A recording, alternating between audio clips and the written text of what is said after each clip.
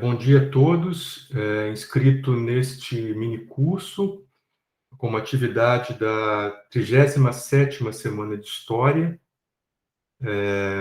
Nós vamos iniciar aqui, em primeiro lugar, agradecendo a organização do evento, para que tudo desse certo, para que nós estivéssemos aqui com todo o aparato pronto. E eu agradeço, então, a comissão das pessoas do Abner e do Pedro Otávio que estão aqui comigo hoje, né? Também agradeço a presença de todos que se inscreveram nesse curso, e como os outros cursos, teve bastante inscritos, né? E nós, então, ficamos muito felizes com isso, eu como professor e também como parte desse evento.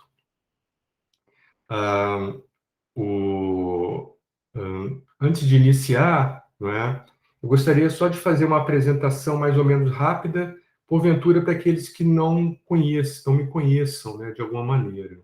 Meu nome é Hélio Rebelo, eu sou professor de filosofia da Unesp, né, apesar de ser professor da filosofia, eu também tenho formação em história, e nesse campus da Unesp, a Unesp, a maioria de vocês deve saber, é uma universidade multicamp, tem vários campos em todo o estado de São Paulo. Eu trabalho no campus de Assis. No campus de Assis não tem filosofia, mas eu sou professor de filosofia, porque os cursos de lá demandam essa disciplina. E, para minha sorte, né, os professores de filosofia são tradicionalmente lotados, né, no departamento de história, porque não existe um departamento de filosofia. Então, isso para mim veio a calhar, né, duplamente, não só porque por ser professor de filosofia num campus em que demandam essa disciplina, como também por estar no departamento de história, no qual eu também tenho, porque eu também tenho formação nessa área. E, além disso, né, eu sou especialista, eu tento trazer a filosofia e a história juntas. E justamente essa é a oportunidade do meu curso de hoje, é fazer uma reflexão filosófica sobre questões históricas, basicamente sobre a questão do tempo, ok? Também agradeço, né, a arte dessa minha aula foi realizada pela Gaia, que deve estar aqui assistindo hoje. Então, mais uma vez, eu agradeço a ela pela ajuda com a arte desses slides, ok? Bom, então eu vou passando aqui, né? O nosso curso, como vocês já sabem, se chama Estudos do Tempo e Teoria da História, após 2010, Tendências e Conceitos. Bom, pelo título, vocês já percebem, né, que se trata de um assunto recente. Portanto, trata-se de uma atualização sobre a questão. Essa atualização se dá em dois sentidos principais. Em primeiro lugar, é uma atualização de um debate que é muito, muito pouco feito no Brasil. O debate sobre os estudos de tempo na teoria da história. É um debate principalmente, é um debate internacional, muito concorrido, mas, repito, muito pouco feito no Brasil. Portanto, né, a atualização de que eu falo vai no sentido de que toda esta produção sobre esse assunto não está em português, é minimamente traduzida. Então, esse é o primeiro sentido da atualização. O outro sentido da atualização é também no sentido estrito, quer dizer, temporal, é após 2010, quer dizer, uma coisa, esses estudos sobre o tempo da história, eles alcançaram uma aceleração muito grande nos últimos 10 anos, mais um pouco, mas principalmente nos últimos 10 anos. E isso por razões, não é, que denotam um certo deslocamento no interior do paradigma que organiza a história, o conhecimento histórico, né? Então, digamos assim, existe um certo paralelismo que é necessário a gente comprovar entre mudança do paradigma dos estudos históricos nesses anos recentes e o incremento dos estudos de tempo histórico. Então, uma coisa está relacionada com a outra, né? Que mudança em termos paradigmáticos seria essa que justamente desencadeia uma produtividade dos estudos sobre temporalidade histórica? Ora, esse deslocamento paradigmático tem sido chamado por alguns de fase pós-Hayden-White, ou, como o outro autor chama Kukkanen, denomina de pós-narrativismo, ou seja, supostamente, ou por hipótese, nós estaríamos vivendo, nesse início dos anos 2000, um descolamento daquele paradigma chamado narrativismo que monopolizou os estudos teóricos desde o final dos anos 80. Então, é justamente esse deslocamento paradigmático que pode, e eu acho que está, associado ao incremento dos estudos de temporalidade histórica. Então, vocês percebam que nós estamos estudando, então, dois movimentos em conjunto, dois movimentos que se coordenam para descortinar um horizonte aparentemente inovador, não é? Prolífico, produtivo, no campo da teoria da história, né? Podemos falar também dessa atualização desses estudos de tempo histórico, né, na teoria da história recente. Nós podemos falar também em termos de atualização devido à nossa formação. A nossa formação, eu falo aqui, eu como também tendo formação como historiador, a nossa formação como historiador em teoria da história, ela tende muito, muito mais para o lado da historiografia, da história da historiografia, do que para as questões teóricas puras, como a da temporalidade. Então, nós estamos, como historiadores, a nossa formação brasileira em particular, tem essa característica, ela é voltada mais para a historiografia, o que não é o caso de outros países. Outros países você tem uma simbiose muito maior entre filosofia e história. Aqui no Brasil existe um distanciamento, quer dizer, os filósofos geralmente não estudam história, né? Não estão muito interessados nisso.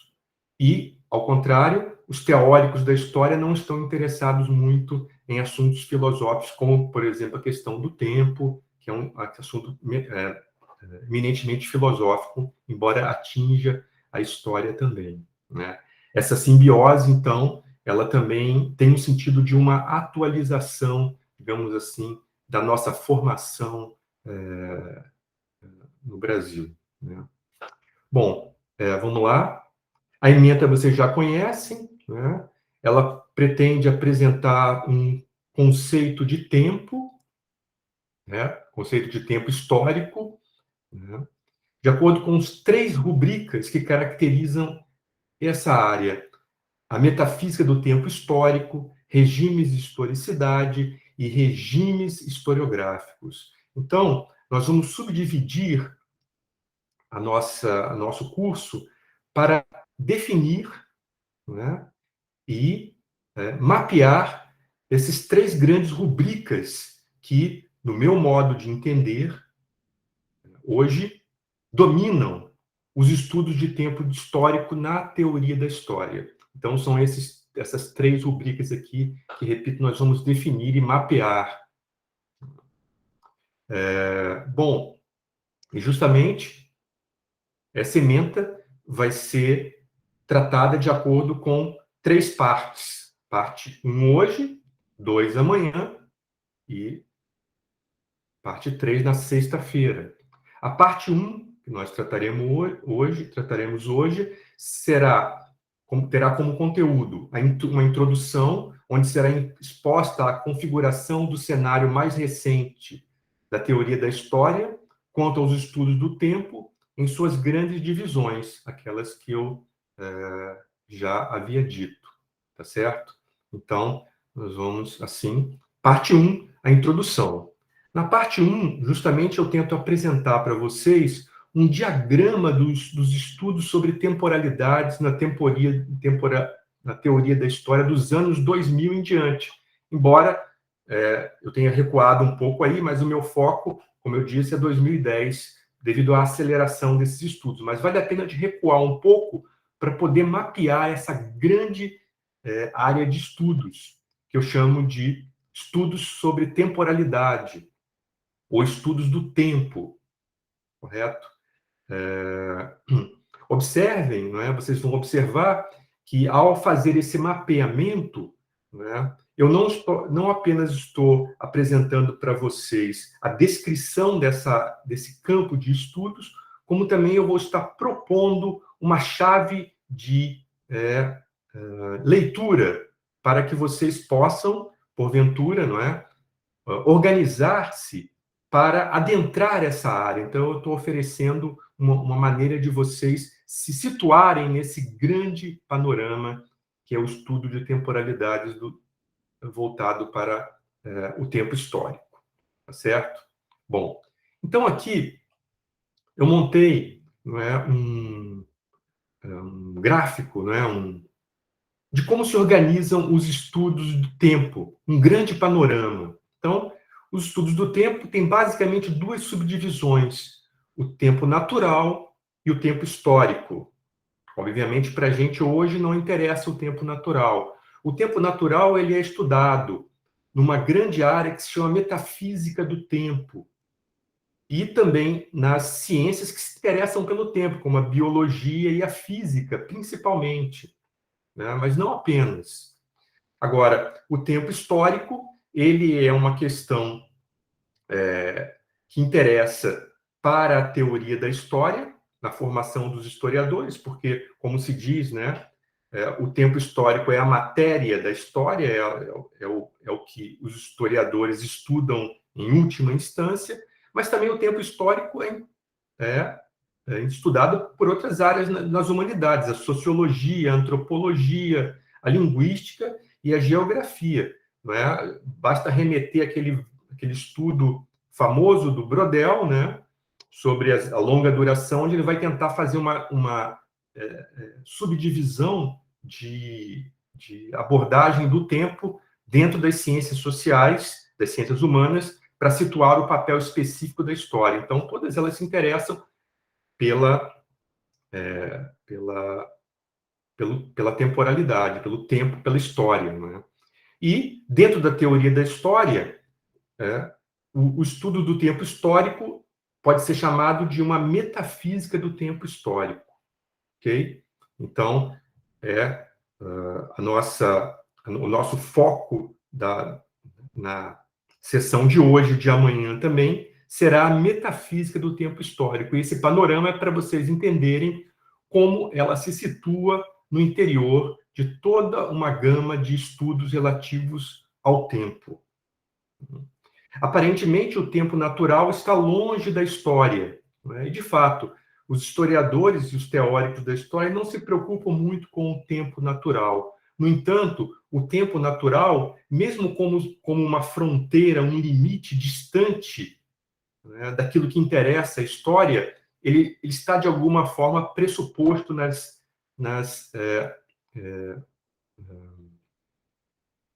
reflexões a respeito da metafísica do tempo histórico. Tá certo?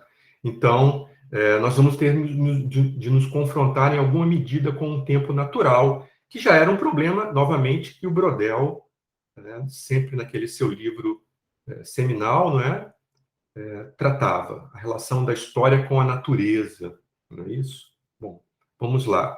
Bom, uma vez visto esse grande panorama, vamos afunilar, vamos a que nos interessa, a metafísica do tempo histórico. A metafísica do tempo histórico, ela tem pelo menos uma definição que foi feita em 2012 pelo Ethan Kleinberg.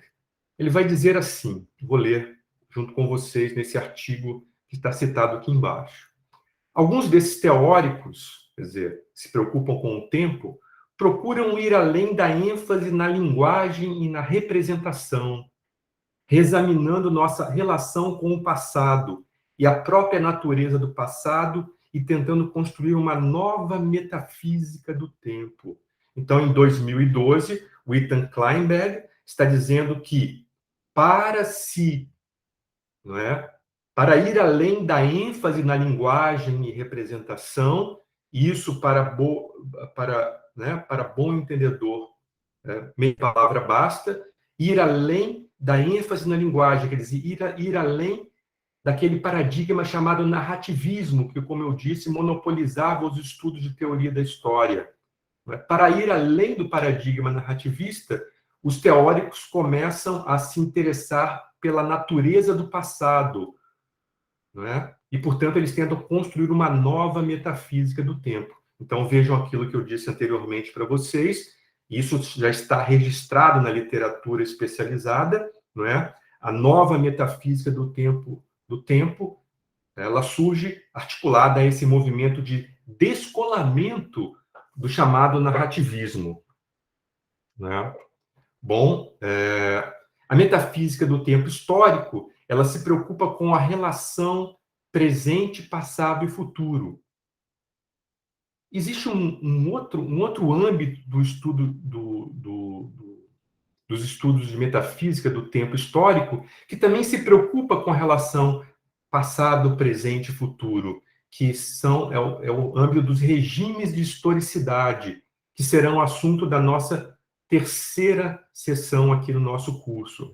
Mas eu acho importante fazer essa diferenciação, porque, vejam bem, existe ao mesmo tempo entre a metafísica do tempo histórico, que é um dos âmbitos do estudo de tempo histórico, e o regime de historicidade, que é um outro âmbito, existe uma superposição entre eles. Ambos se preocupam com relação passado, presente e futuro. No entanto, esse tratamento da relação passado, presente e futuro diverge. Por enquanto, não vou entrar nesse detalhe, mas é apenas para assinalar a diferença, que nós estamos tratando de focos diferentes sobre a questão da temporalidade histórica. Hoje vamos ficar com a metafísica do tempo histórico, para outro dia tratarmos dos regimes de historicidade, e aí ficará mais claro para vocês qual é a diferença de abordagem entre um e outro a respeito do tempo histórico. Ok? Bom, então, novamente, voltando aqui para completar o quadro, estudos de tempo histórico, tempo natural, a teoria da história, a metafísica do tempo, relação passado, presente e futuro, como eu acabei de dizer, e os regimes de historicidade, que também articulam um outro problema que também será tratado na terceira sessão desse curso, que são os regimes historiográficos. Tá certo? Hoje, ainda eu vou definir brevemente o que cada um desses âmbitos significa, para poder, na terceira sessão, nós tratarmos mais a fundo cada um deles. Então, vocês vejam que aí estou tentando para vocês, dá para apresentar primeiro um grande mapeamento de toda essa área de estudos de temporalidade histórica, como também mostrar para vocês qual será o ritmo, né? As partes que vão nos encaminhar a um estudo suficiente para vocês terem uma ideia geral deste grande panorama aonde esse curso, né, gostaria de situar vocês. Pois então, bom, aqui, né, resumindo tudo o que eu acabei de falar, eu criei isso que eu chamo de um diagrama dos estudos do tempo na área de teoria da história, tá certo? Então, vejam bem, é um diagrama composto de várias camadas, cada um em uma cor aqui. Essas camadas, elas têm linhas que as separam, tá certo? Bom, então, Vejam, o diagrama tem, primeiro, uma linha A, que é do tempo natural. Acima da linha do tempo natural é a área de especialidade da chamada metafísica do tempo natural. Abaixo do tempo natural, nós temos uma outra área, que é a da 2, da metafísica do tempo histórico, que é delimitada, não é? Como a área que se situa acima da linha do tempo histórico. Então, você já tem o tempo natural, o tempo histórico, que é assunto da metafísica do tempo. Ainda no terceiro nível, na terceira camada desse diagrama, em verde aqui, você tem os regimes de historicidade. Os regimes de historicidade, a área 3, são definidos pelos estudos da experiência do tempo, ou seja, se situa a linha C, acima da linha C, relativas à experiência do tempo. E ainda, num quarto nível ou camada desse diagrama, nós temos os regimes historiográficos, certo? Essa linha dos regimes historiográficos, ela trata das questões de tempo relativas à historiografia e à escrita da história. Então, vocês veem que nós temos aqui, no conjunto desse diagrama, um tratamento completo da questão do tempo, desde o tempo natural, passando pelo tempo histórico, depois pela a experiência do tempo histórico, e, por último, não é? As questões da temporalidade, como elas vão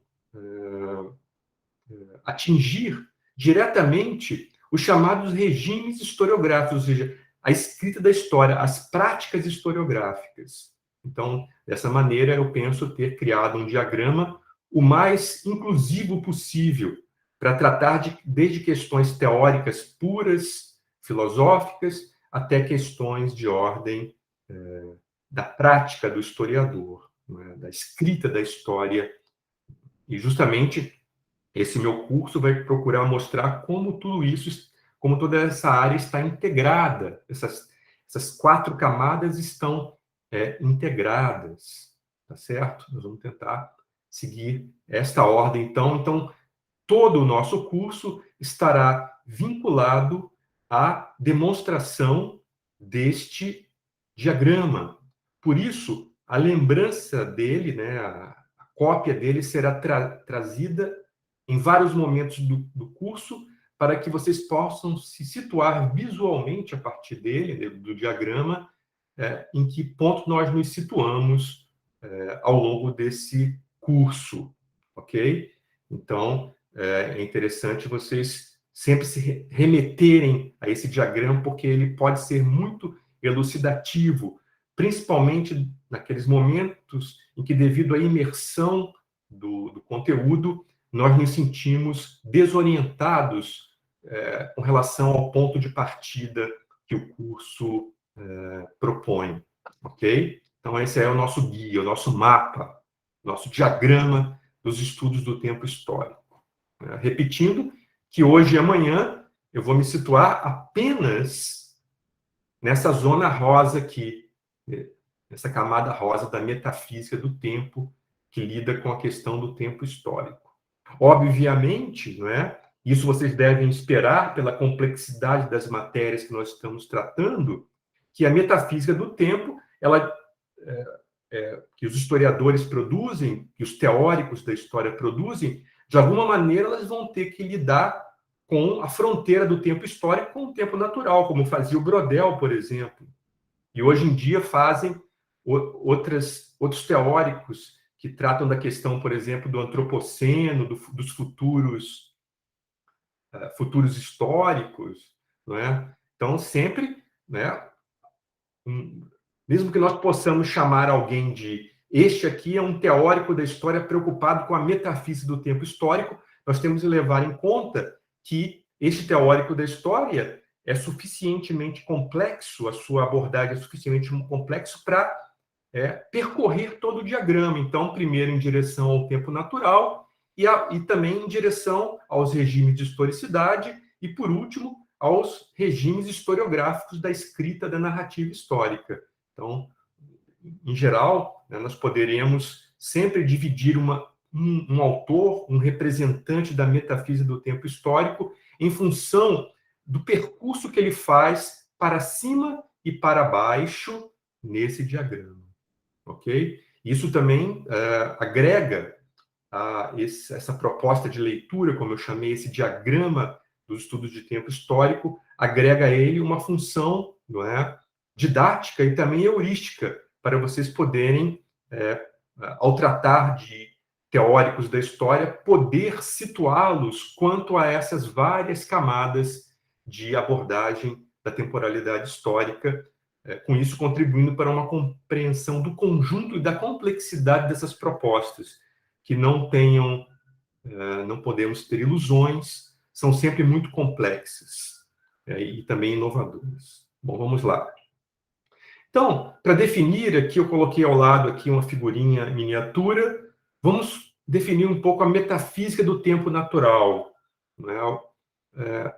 Bom, esse é o ramo da filosofia que faz perguntas sobre a natureza da realidade temporal. Seu desenvolvimento atesta a importância do tempo nos debates contemporâneos na metafísica. Os metafísicos do tempo natural estão interessados principalmente no tempo objetivo dos físicos, ou seja, o tempo do relógio ou a ordem do tempo natural. Como eu disse para vocês, essa tradição não interessa muito aos historiadores, né? Os historiadores e os teóricos da história, eles estão interessados principalmente e, obviamente, naquilo que vem para baixo do tempo natural. Quando muito, os metafísicos do tempo, os teóricos da história, os metafísicos do tempo histórico, os teóricos da história, em outras palavras, eles se preocupam com a fronteira que o tempo histórico tem com o tempo natural. Então, ele se preocupa em explicar, bom, quando o tempo natural deixa de ser natureza e se torna tempo histórico? Essa é uma preocupação genuinamente de metafísica do tempo histórico. Isso vai depender. Alguns autores vão mais longe, outros simplesmente tomam como pressuposto o fato de que o tempo histórico é diferente do tempo natural e ponto final. Outros não. Outros vão se interessar pela questão de como o tempo natural se torna histórico. Então, o tratamento da fronteira entre tempo natural e tempo histórico pode variar também de autor para autor, só que essa chamada metafísica do tempo natural é uma metafísica do tempo natural, é uma metafísica que tem uma tradição longa, que vem desde o início do século XX, e que não está ligada à história, está ligado às ciências, principalmente à física. Tá certo? Então, é uma tradição muito antiga, muito arraigada, até hoje muito produtiva, repito, desde o início do século XX, que tem uma série de teses e que essas teses sobre a metafísica do tempo natural, pouco são exploradas pela teoria da história, correto? Mas eu não posso entrar nesse assunto, embora seja muito interessante, inclusive eu escrevi um artigo sobre a metafísica do tempo natural, na utilidade que ela pode ter para a teoria da história. Mas hoje eu não vou poder tratar disso, seria um tema para um curso à parte, introduzir vocês, né, nessa área tão encantadora, né? Basta dizer, né, que não sei aqui quem viu um seriado alemão chamado Dark, sobre viagem no tempo. Esse seriado é basicamente baseado em teses da metafísica do tempo. Se você lê as teses básicas da metafísica do tempo, você consegue ver aquele filme com muito mais tranquilidade do que uma abordagem direta, né? Consegue, porque o filme é complexo, para aqueles que assistiram sabem, mas existem ali basicamente a discussão sobre algumas teses da metafísica do tempo natural. Enfim, sobre a viagem no tempo, que é o tema do filme. Mas, repito, muito fascinante mas não podemos entrar nesse assunto hoje, né?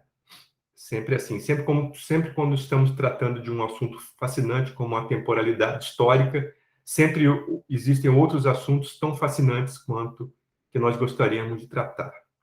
Vamos lá, então.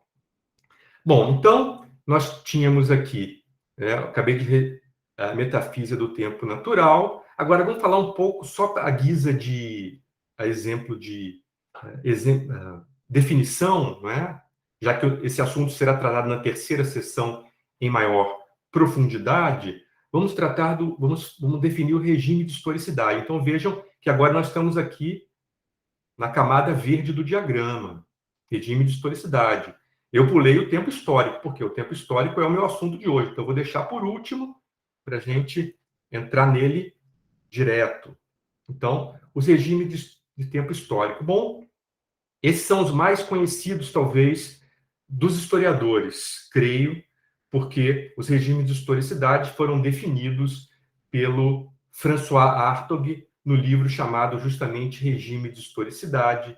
Dentre os regimes de historicidades possíveis, o mais discutido e definido também pelo Hartog é o chamado presentismo. O que é o regime de historicidade? Não é? Aquele regime de historicidade relacionado com a experiência histórica individual ou coletiva, né?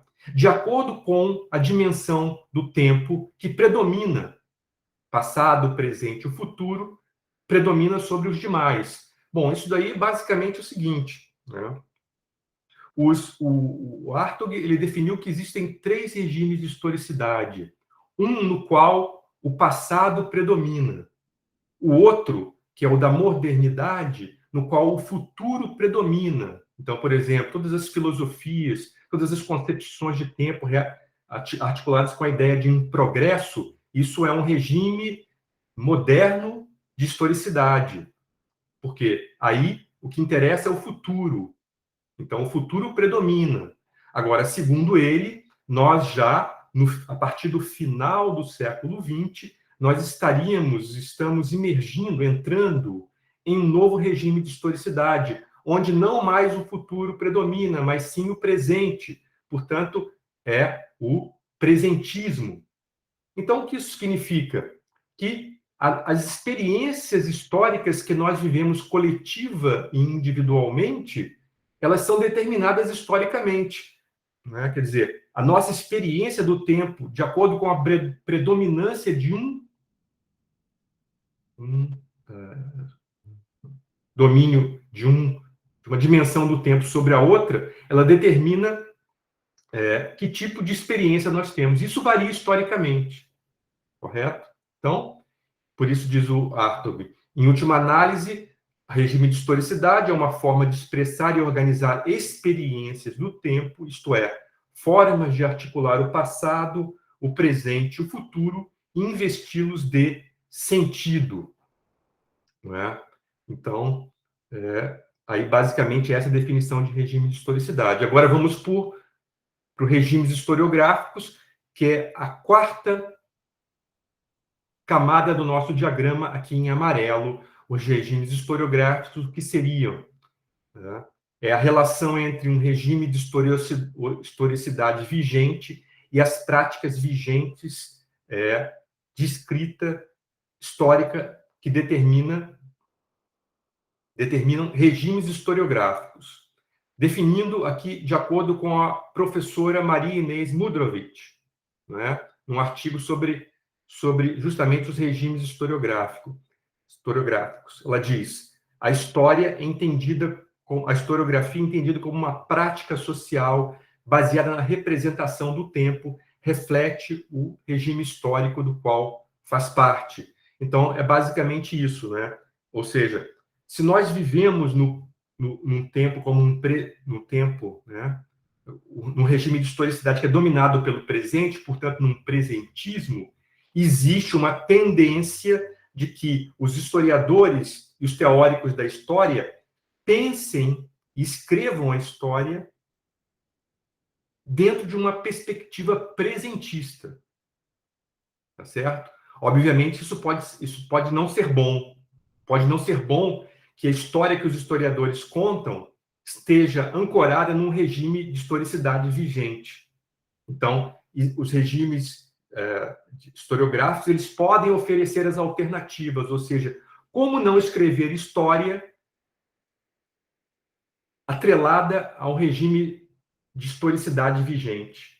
Como não escrever uma história a partir de como não escrever livros de história atrelados numa perspectiva presentista. Então, os regimes de historicidade vão procurar estudar através das práticas historiográficas, que não são apenas as escritas, a escrita histórica, mas também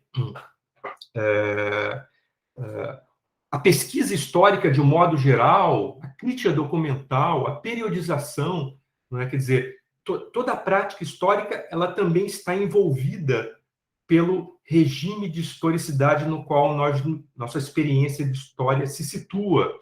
Então, portanto, é necessário que o historiador saiba se situar diante desse regime de historicidade para produzir um regime historiográfico que possa ou não estar sincronizado com o presentismo ou com outro qualquer regime de historicidade vigente. Então, vejam que aí, como eu disse a vocês, o nosso diagrama sobre a temporalidade, sobre o estudo do tempo histórico, ele se aproxima da prática do historiador e, particularmente, da escrita histórica. Ok? Vamos lá, então. Né? Então, agora, né, o vazio aqui, né? Metafísica do tempo histórico. Agora nós entramos, de fato, no conteúdo da sessão de hoje e de amanhã. Vamos procurar, então, fazer inicialmente a delimitação e citar algumas características da chamada metafísica do tempo histórico. Né? Alguma coisa nós já sabemos sobre ela, né? Em primeiro lugar, é que ela se situa, de acordo com o nosso diagrama, ela se situa numa área aqui em rosa, que está entre o tempo natural e o tempo histórico. O objeto dela é o tempo histórico, mas, como eu disse, ela não deixa de pensar o tempo natural. E também não deixa de pensar a experiência histórica que os regimes de historicidade condicionam. Ok? Então, sempre com essa perspectiva dinâmica que o nosso diagrama propõe, percorrer o diagrama, né, a partir da metafísica do tempo histórico. Bom, vamos lá. Né? Em primeiro lugar, como eu já disse, a metafísica do tempo histórico, ela se situa a partir, né, ela se coaduna, né, ela se compõe com um deslocamento do paradigma histórico, ou seja, principalmente com o paradigma narrativista, que é aquele com o qual no qual nós estamos imersos desde o final dos anos 80 ou até 70, se você tomar o marco de introdução do narrativismo, o livro do Hayden White, Meta-Histórias, que é de 1973. Então, desde a década de 70, nós estamos imersos no paradigma narrativista, certo? Já nos anos 2000 ainda, antes de 2010 um pouco, se eu não me engano, depois tem que verificar essa data, o Anker Smith ele dizia que ainda nós não saímos desse paradigma. Então, só depois dos anos 2010, que começaram a se aparecer perspectivas que mostravam que nós estávamos também nos desvinculando do paradigma narrativista fundado principalmente pelo Hayden White, como a maioria de vocês devem saber. Se vocês não têm muita informação sobre o que é o narrativismo, mais tarde eu vou, numa hora determinada, eu vou definir um pouco melhor para vocês poderem acompanhar. Mas o que importa, basicamente, é que o narrativismo ele é uma perspectiva paradigmática dos estudos históricos que é vigente desde os anos 80 até hoje, ou até mais ou menos na linha dos anos 2010.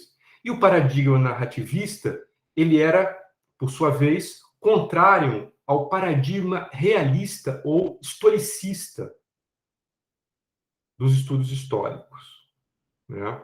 Bom, basicamente, né, para definir de um modo bem rápido, o que é o realismo, o que é o historicismo como paradigma dos estudos históricos? Ora, o realismo é a ideia de que o passado é algo que está lá. O passado tem uma existência.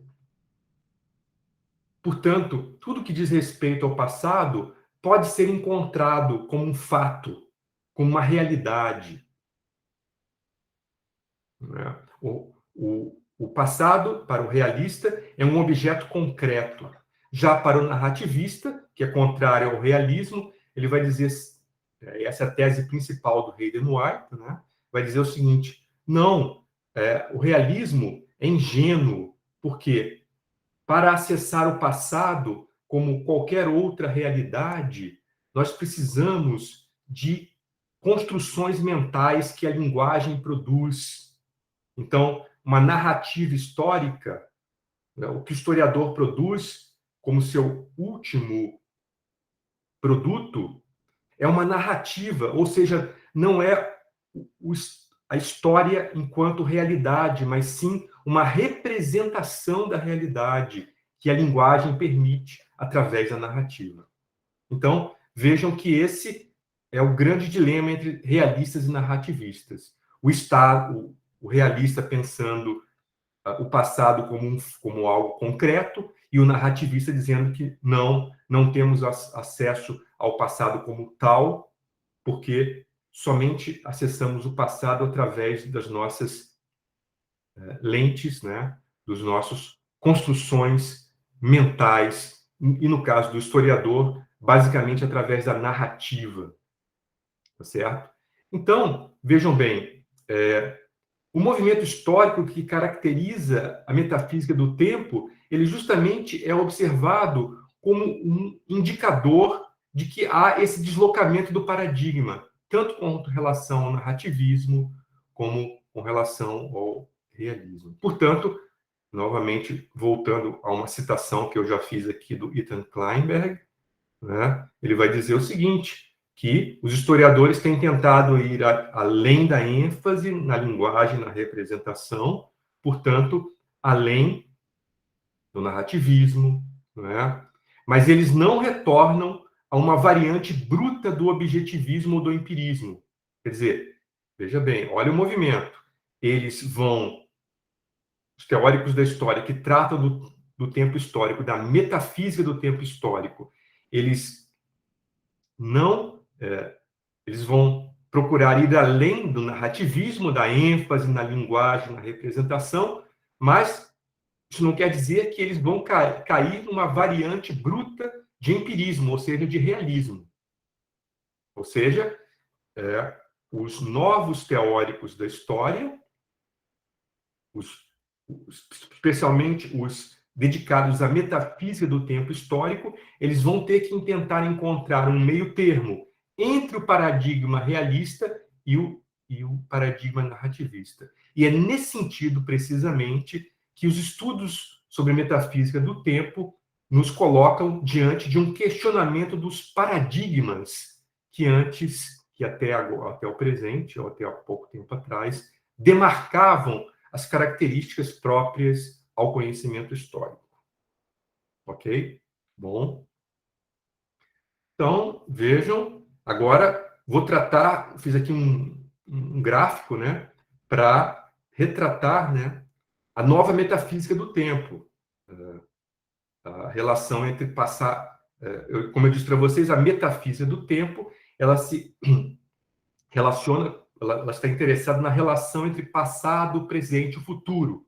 Só que, se vocês fizerem isso, justamente o que eu fiz e que eu estou apresentando para vocês hoje, se vocês fizerem um grande estudo sobre os escritos da metafísica do tempo a partir dos anos 2010 ou a partir do início dos anos 2000, para levar um pouco mais longe a pesquisa, eles vão se preocupar, como eu disse, com a relação passado, presente e futuro. Como conceber essa relação e, ao mesmo tempo, não recair nos paradigmas narrativistas, nem no paradigma realista. Então, para isso, esses estudos eles fizeram uma subdivisão. A metafísica do tempo, eu estou chamando aqui de nova metafísica do tempo, depois eu vou dizer por quê. Porque também existe uma metafísica clássica do tempo, tá certo? Eu estou tratando com vocês hoje só da nova metafísica do tempo, não da metafísica clássica do tempo, que é um outro tratamento que também nós não podemos entrar hoje. Bom, então, a nova metafísica do tempo se relaciona com a relação entre passado, presente e futuro, procura estudar essa relação, as formas que essa relação pode tomar, correto? E a relação entre... Agora, ela subdivide em, primeiro, a metafísicos do tempo, teóricos da história, que vão se preocupar basicamente com a relação entre passado, presente e passado, enquanto outros vão se preocupar com a relação passado e futuro. Então, uma subdivisão interna, não é, da nova metafísica do tempo, na medida em que ela pode, né, subdividir a relação passado, presente e futuro aqui e aqui. Tá certo? Agora, quanto à relação passado, presente e futuro, quanto à relação presente e passado, a metafísica do tempo, ela apresenta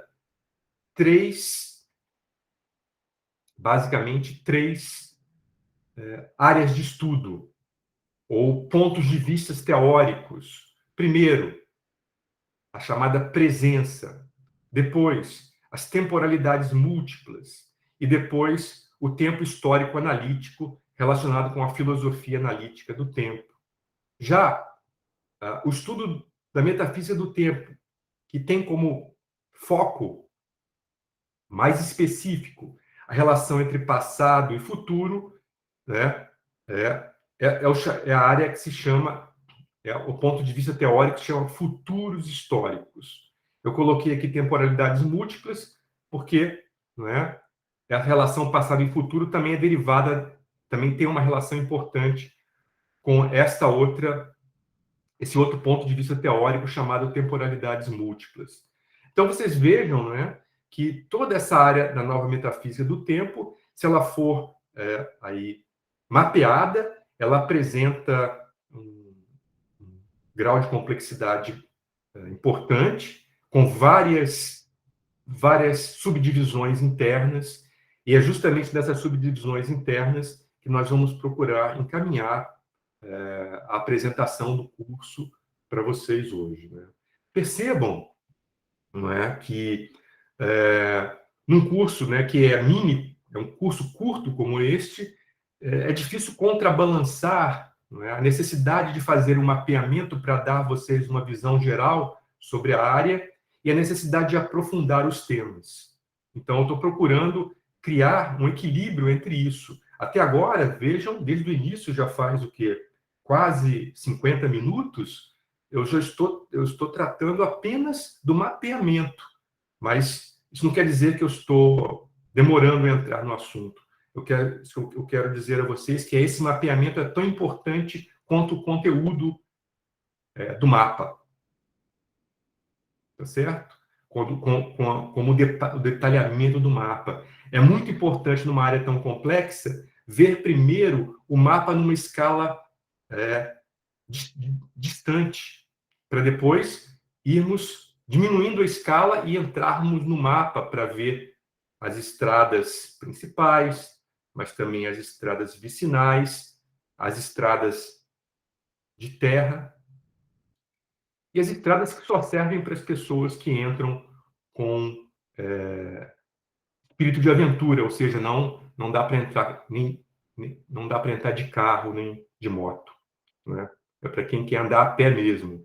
Então, tudo isso, para você ter essa penetração nessa área, você tem que fazer um bom mapeamento dessa área para se situar.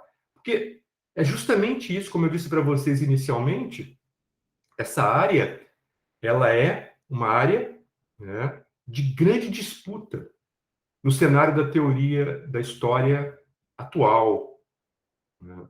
E todos os teóricos da história que nela entram têm a sua proposta de leitura, têm o seu mapeamento. Então, é necessário nós começarmos de uma base sólida para poder não só ter como os interlocutores aqueles grandes teóricos da história que já abriram seus caminhos neste espaço, neste mapa, como também para poder nos posicionar com relação a eles.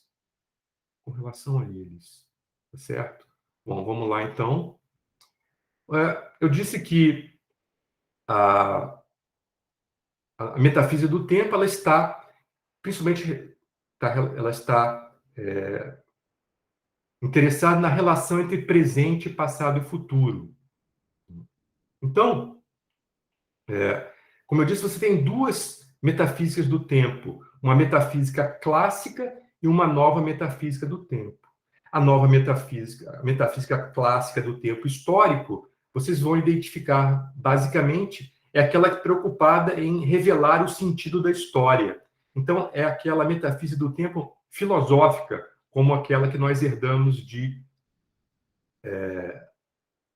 Hegel, ou Kant, Nietzsche, né, e Heidegger também.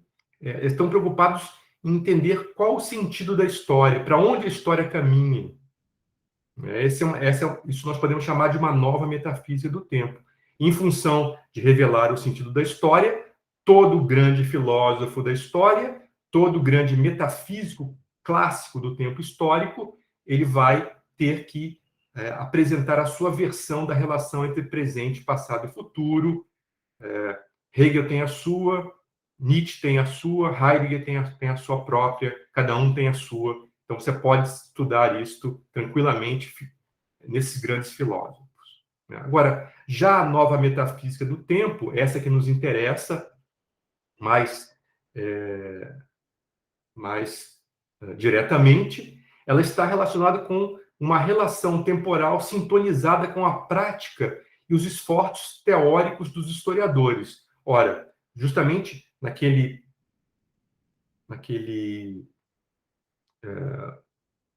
diagrama que eu mostrei para vocês, isso já está claro, né? A preocupação da metafísica do tempo, ela também se dirige à prática dos historiadores, à escrita da história, aos regimes historiográficos, à pesquisa histórica. Então, justamente, essa é uma característica importante da nova metafísica do tempo. Ela está voltada para a prática e também para os esforços teóricos que os historiadores realizam dentro do seu campo de estudos ao produzir o conhecimento histórico propriamente.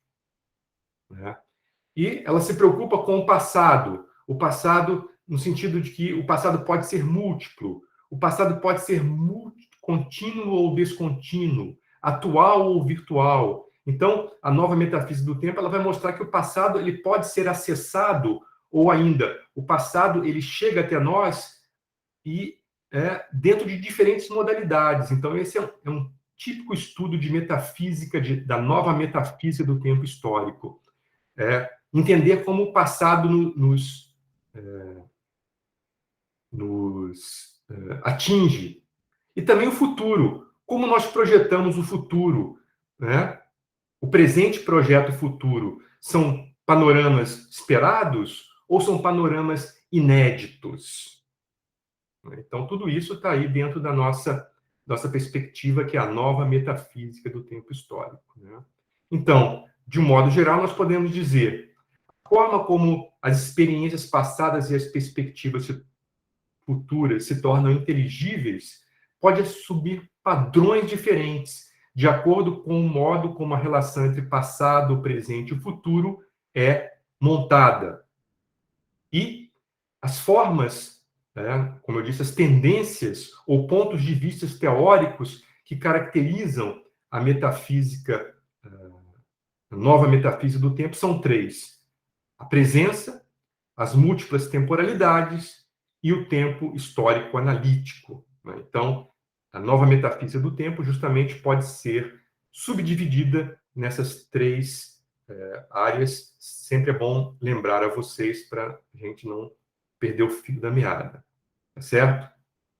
Bom, vamos prosseguir, então. A parte 1, quer dizer, hoje ainda, né, nosso continuação, eu vou tratar da nova metafísica do tempo e as tendências, né? Hoje vou tratar apenas da tendência, a primeira tendência, a presença. Amanhã, múltiplas temporalidades e tempo histórico analítico. Hoje, apenas presença. Está aqui, então, a nossa indicação. Bom, antes de continuar, eu queria fazer apenas uma observação.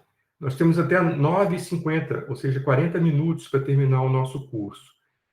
Como nós tivemos um atraso inicial, eu pretendia fazer agora um intervalo para dúvidas, mas não vou fazer justamente para a gente aproveitar o tempo. Desculpem por isso. Se porventura eu conseguir andar mais rápido e antes das 9h50 restar algum tempo, nós fazemos as dúvidas. Caso contrário, eu peço gentilmente a vocês que guardem para amanhã essas dúvidas, ok? Então vamos lá.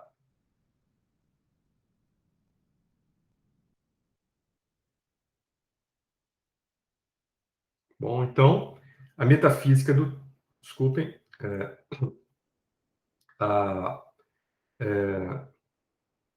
presença, não é? Que é essa primeira categoria, primeiro posicionamento teórico da metafísica do tempo, ela procura afastar-se do representacionalismo inaugurado por Hayden White em 1973, ok? Vejam, então, que eu já havia dito, né, de um modo geral, a metafísica do tempo, ela faz isso.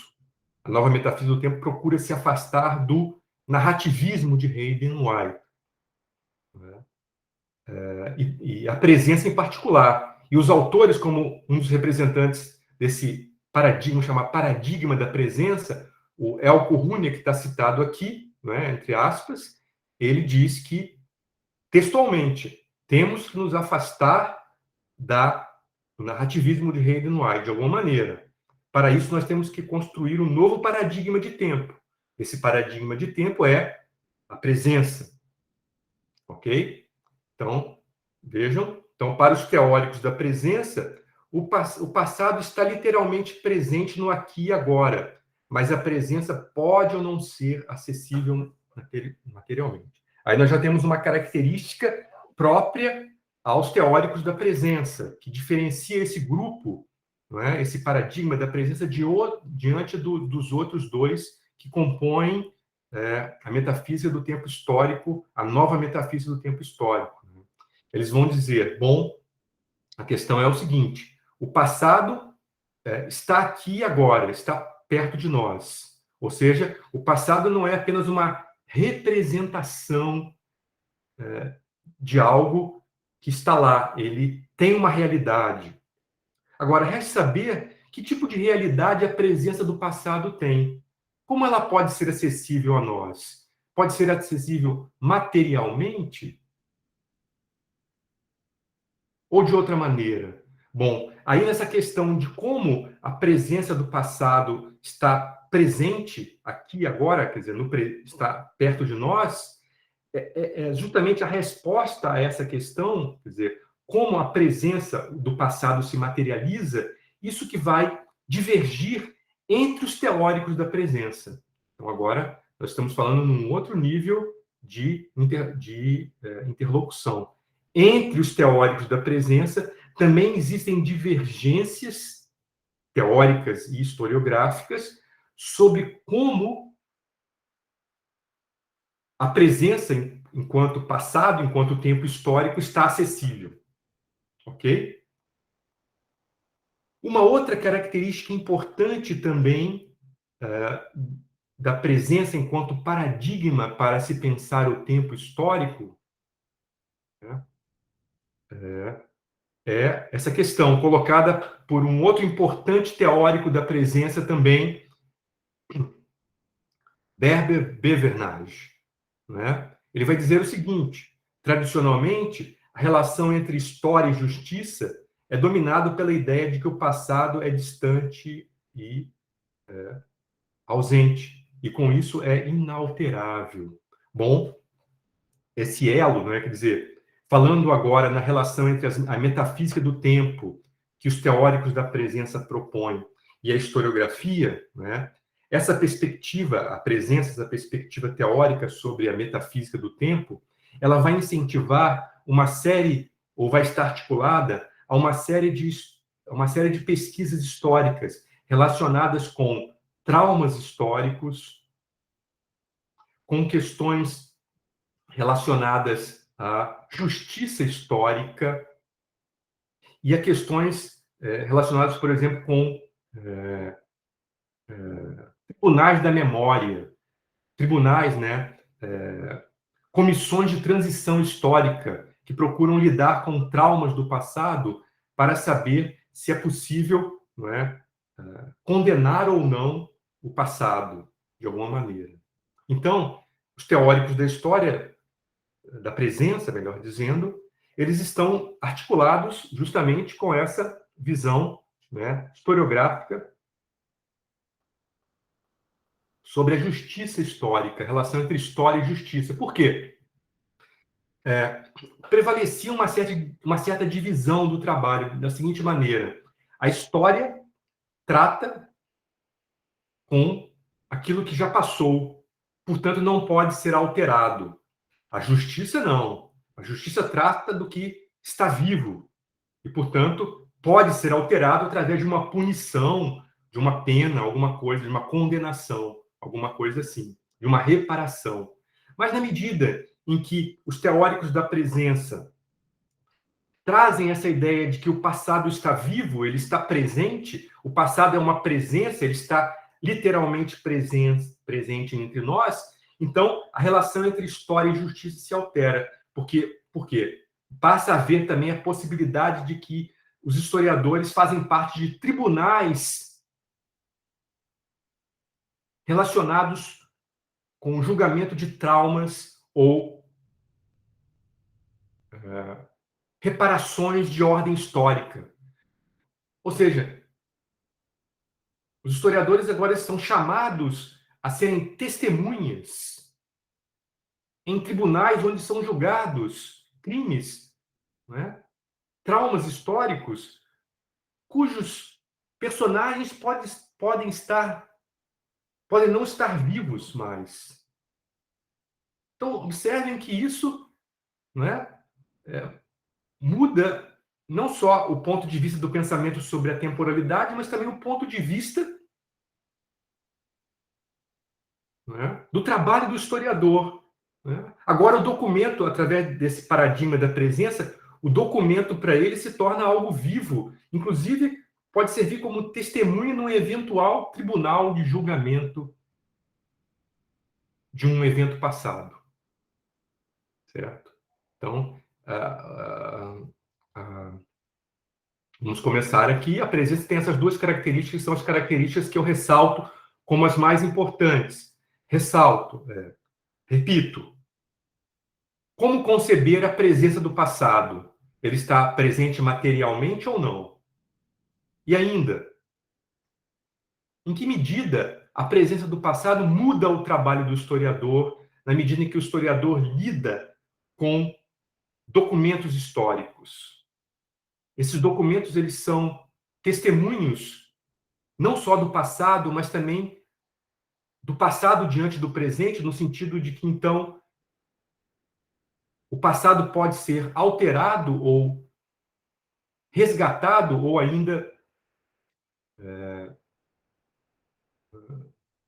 refeito. Essas são questões características desse paradigma, desse novo paradigma da temporalidade histórica chamado presença.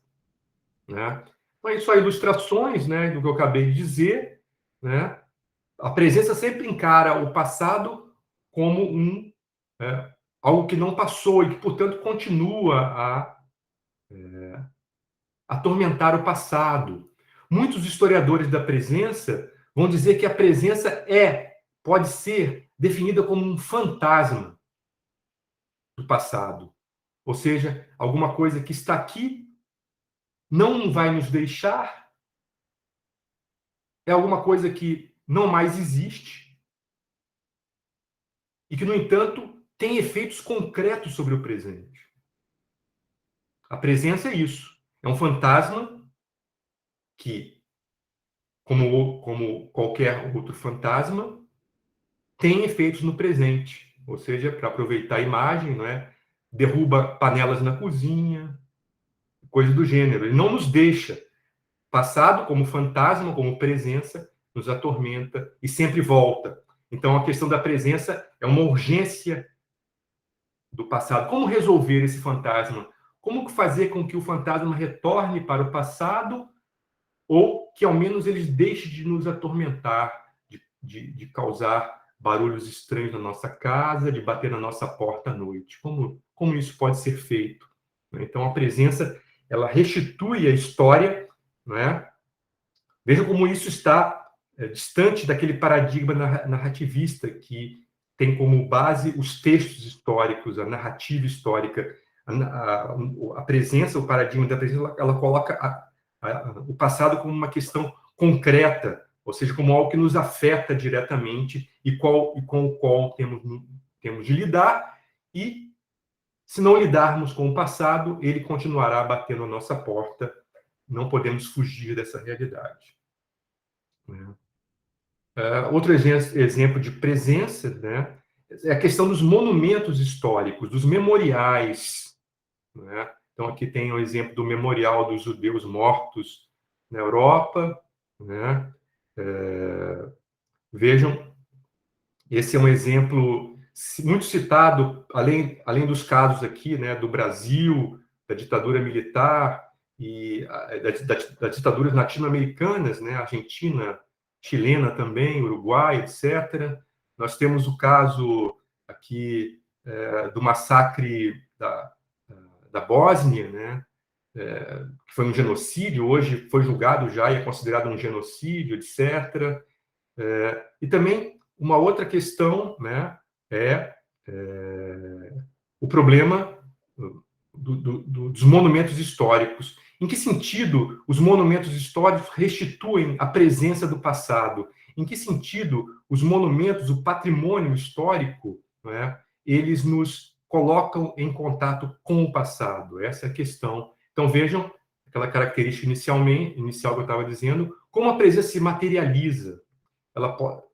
Como ela pode ser acessível materialmente? Ela pode ser acessível através de imagens, através de sentimentos, ela pode ser acessível através de coisas e através de monumentos, como esses memoriais que caracterizam a temporalidade da presença. Né? No caso específico aqui do monumento a judeus mortos na Europa, né, que está lá em Berlim, certo? Ele procura, né, muito mais do que uma representação do passado, em termos de imagem, ele procura fazer com que a nossa relação com o passado seja um contato visual e tátil.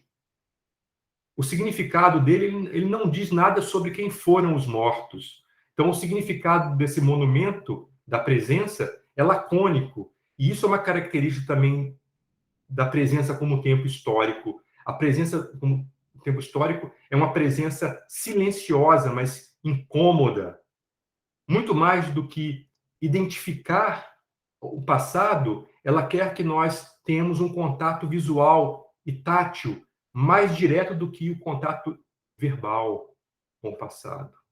Né? Então, a presença é um tempo histórico imediato. Né? Então, visa apresentar imediatamente uma ausência, transformar o espaço em tempo, ou seja, vejam a ideia de que você pode ter um contato com o passado dentro deste monumento, você pode sentar ali e conversar para lembrar os mortos, ou simplesmente vai bater um papo no meio daquele ambiente. Tudo isso faz com que você espacialize o tempo. Isso é característica também da presença enquanto paradigma para pensar um novo tempo histórico. E mais ainda, resume aqui novamente o Elko Runia, não é? Esses monumentos, eles visam manter um lugar assombrado pelo passado. A ideia é essa, não é? O que, segundo Elko Runia, esses monumentos, não é, ao passado produzem são uma perpetuação do assombro do passado, não é? Dessa maneira tátil e visual. Não é? Então, resumindo, as características do tempo histórico que esses exemplos apresentam, ou seja, a presença enquanto tempo histórico é o passado que se recusa a passar, é uma presentificação do passado e, por último, a espacialização do passado. Todas as três características são importantes para caracterizar aí a presença enquanto forma de pensar o tempo histórico, né? Então, mais uma vez aqui um diagrama, a ideia de que o passado está aqui ou agora, né? Imaginem que nós estejamos aqui, cada um de nós está nessa posição agora, aqui e agora, né? E entre o futuro, o presente e o passado, a separação é tênue, é um ponto de separação, né? Então, existe uma contiguidade entre o passado e o tempo presente. Isso é chamado de, pela metafísica do tempo natural, é o tempo fechado, né? Quer dizer, nós estamos em um ponto em que todas as dimensões do tempo se comunicam de uma maneira imediata.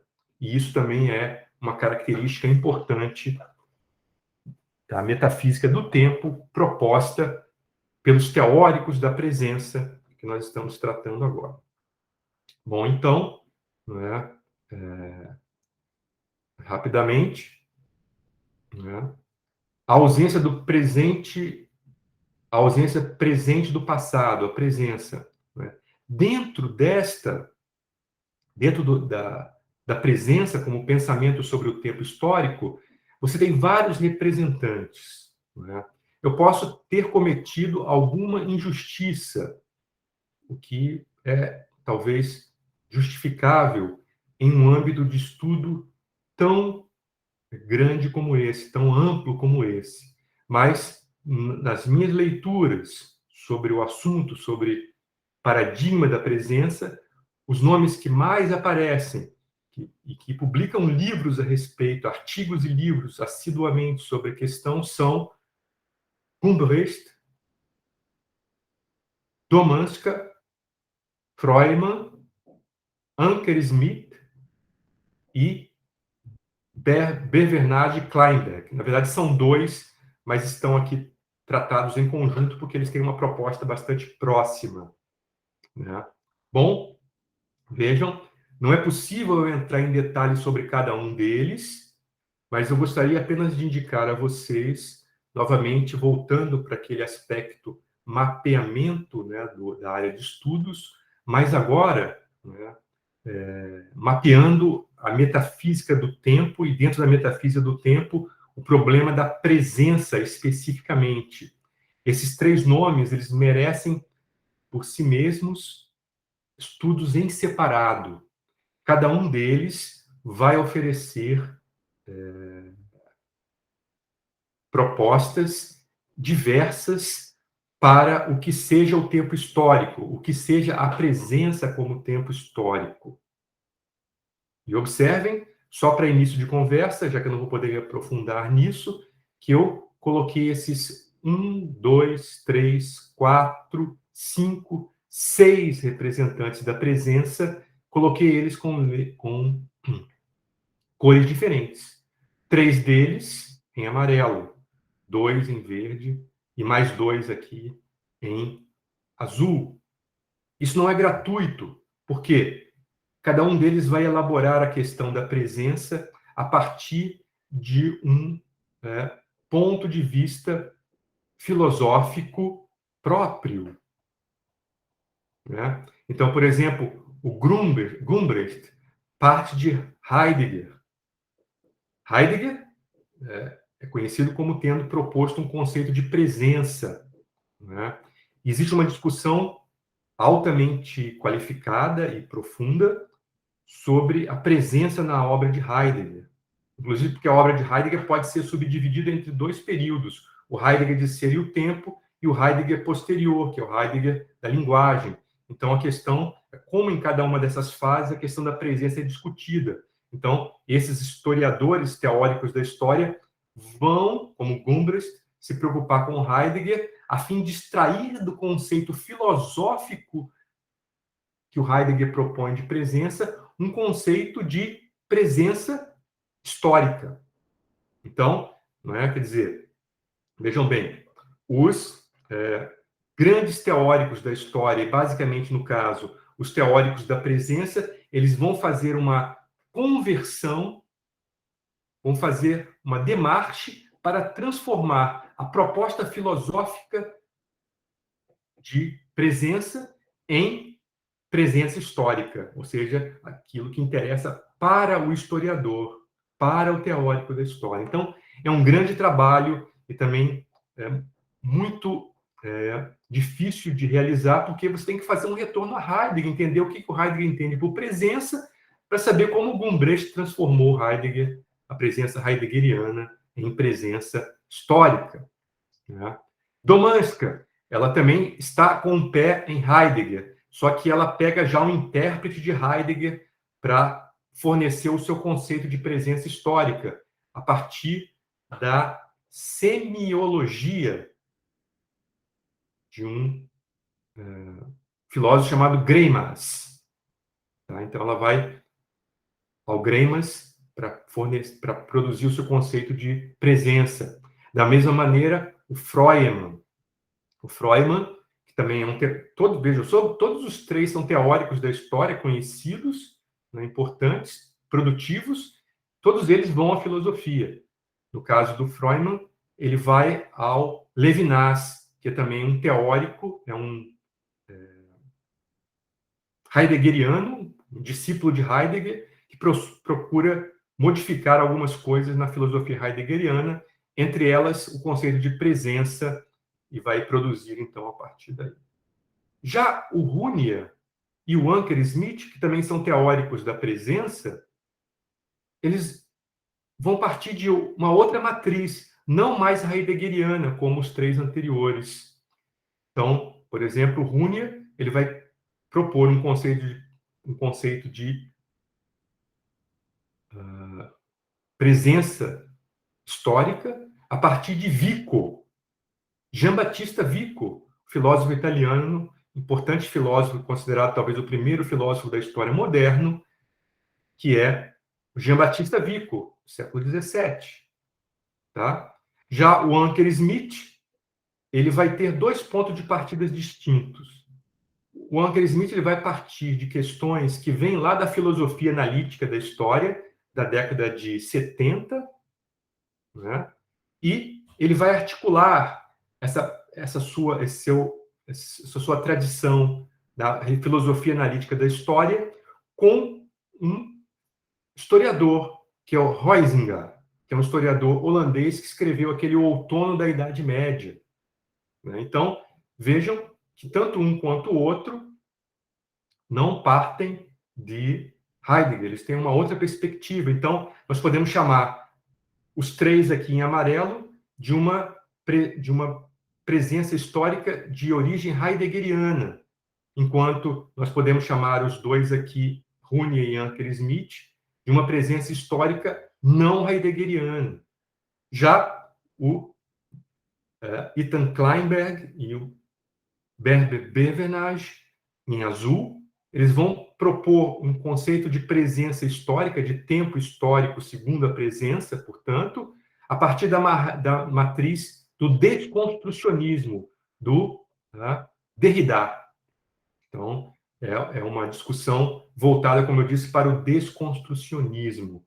Né? Na verdade, é uma tentativa de resgatar a ideia de desconstrução que até então tinha sido, de certa maneira, desprezada, segundo Kleinberg, pelos historiadores. O Kleinberg vai fazer esse trabalho de retirar de um filósofo que tinha sido, de certa maneira, desprezado pelos historiadores quanto aos assuntos históricos, vai procurar retirar dele um conceito de presença que se torna, portanto,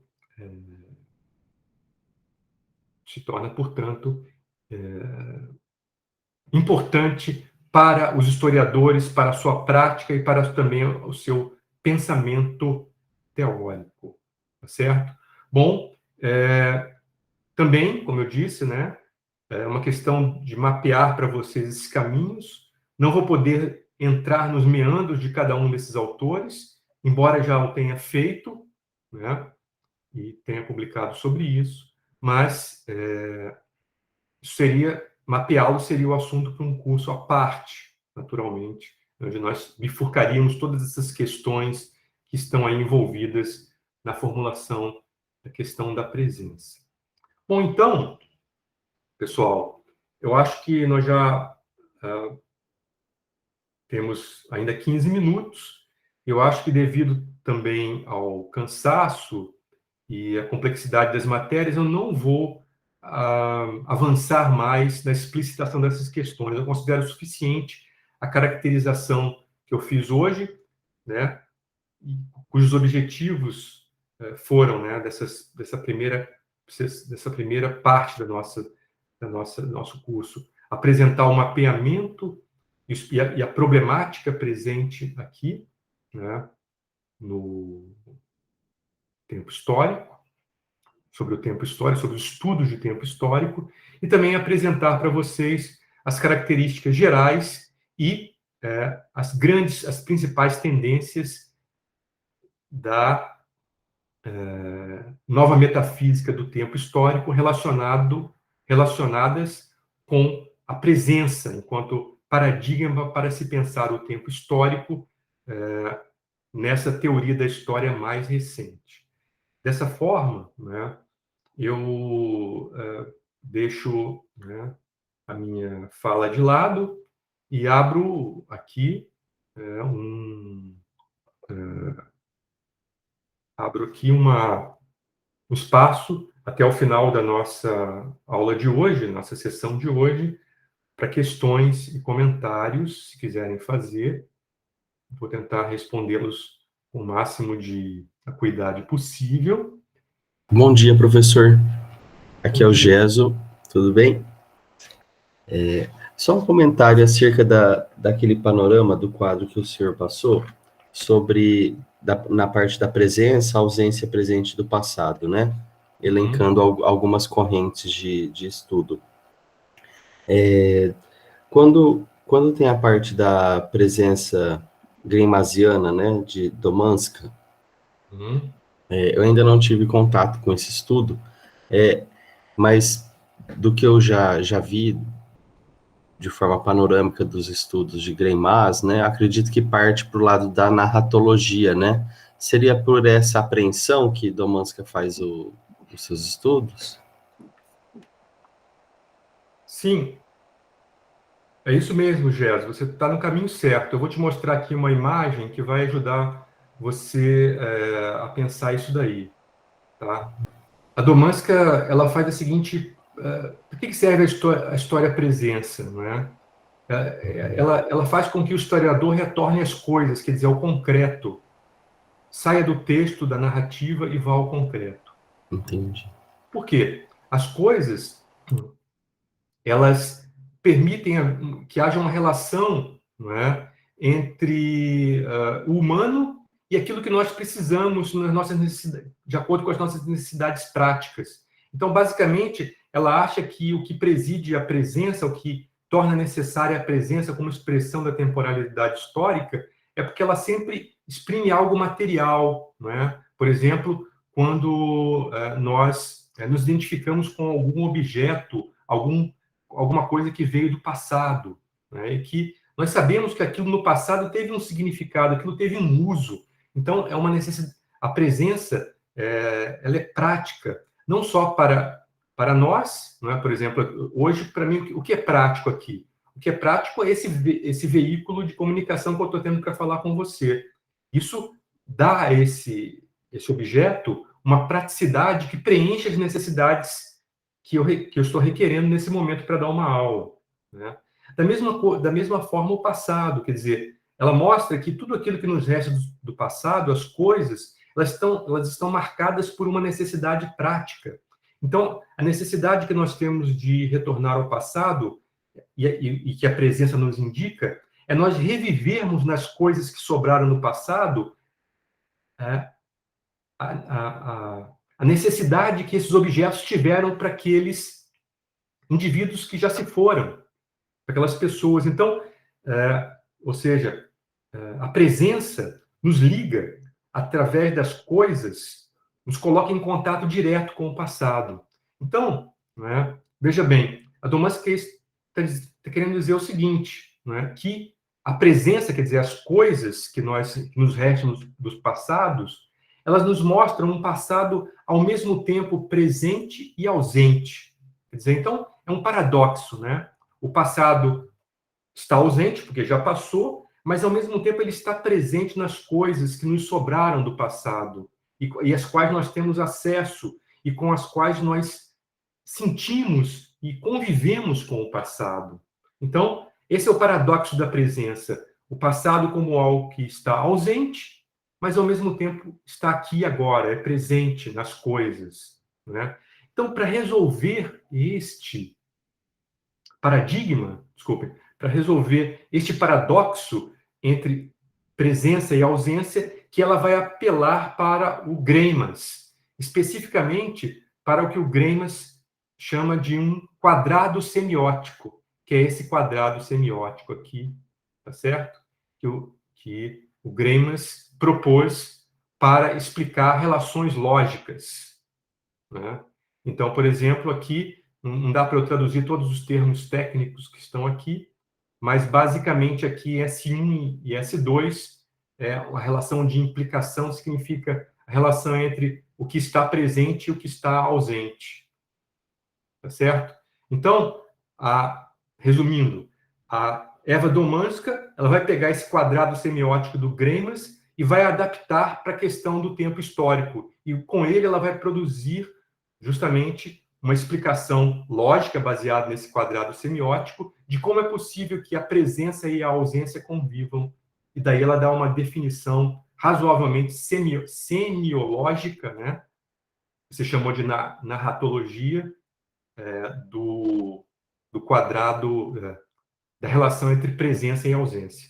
Mas os meandros lógicos disso daí são um pouco complicados para eu explicar no momento, nem tenho tempo, mas se você quiser, depois entre em contato comigo que eu te passo o que eu tenho sobre isso. Ok?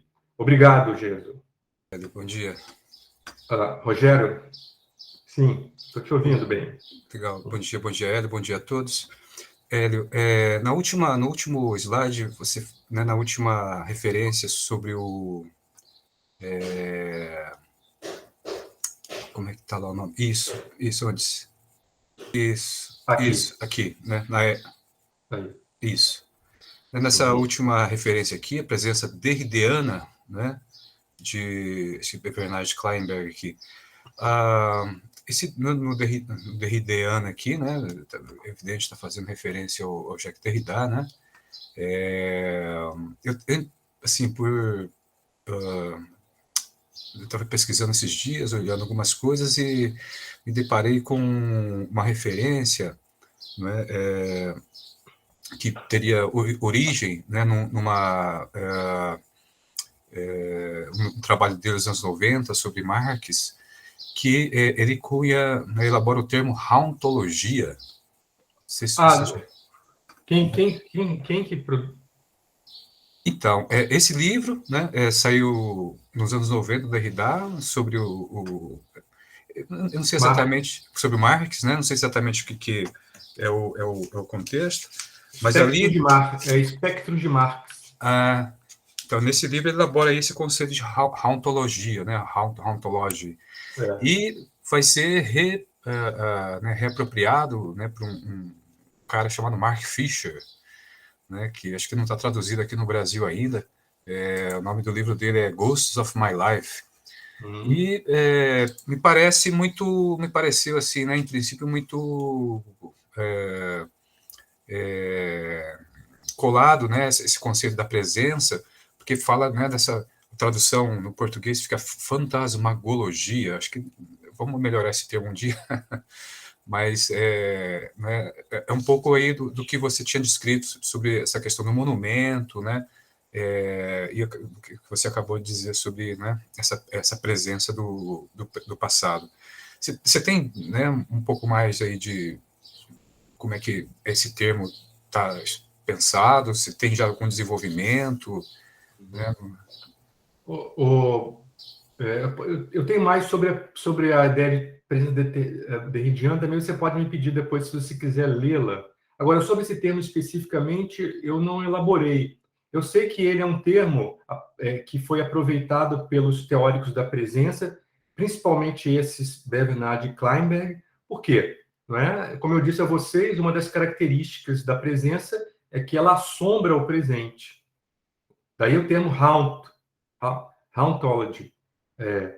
É um estudo daquilo que assombra, né? É um estudo das assombrações, melhor dizendo, em inglês.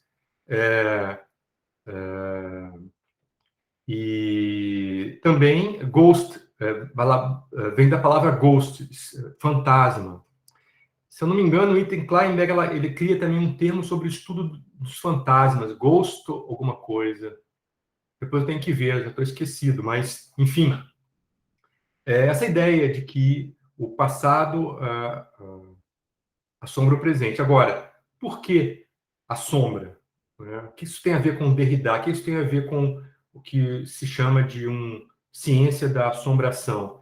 É porque, segundo os teóricos, esses teóricos da presença baseados em Derrida, o passado é uma grande mistura de representações e realidade. De modo que a gente não consegue mais separar o que é representação, o que é realidade. Então, obviamente, essa grande mistura de representações e realidade, ela tem um efeito sobre o passado, o presente, que é um efeito de assombrar. Por isso que eles chamam também isso de um passado espectral, baseado também na ideia que vem do Derrida, quando ele escreveu o Espectro de Marx. Né? Ele mostra que, basicamente, nessa obra, o Derrida mostra que dentro do Marx existem vários Marx. E que é necessário, por isso o espectro de Marx, por isso é necessário você separar esses espectros para entender como é o Marx que chega até nós e o que é possível fazer com ele hoje em dia. No mesmo sentido, o Anke Smith, desculpa, o Kleinberg e o Bernard tratam dessa questão por aí, por esse caminho. Ok? Teoria. O Tyrion lembrou aqui, é mesmo, Tyrion. Theory of History, é isso aqui. O artigo do Kleinberg que tem esse nome, Theory of History as Hauntology. Teoria da história como estudo daquilo, da assombração, do assombro, né? É o Ethan Kleinberg que criou esse termo. Eu não sei se ele está lá atrás no Derrida ou em algum intérprete dele, mas é uma questão a conferir, viu, Rogério? Obrigado pela pergunta. Joia, obrigado, né?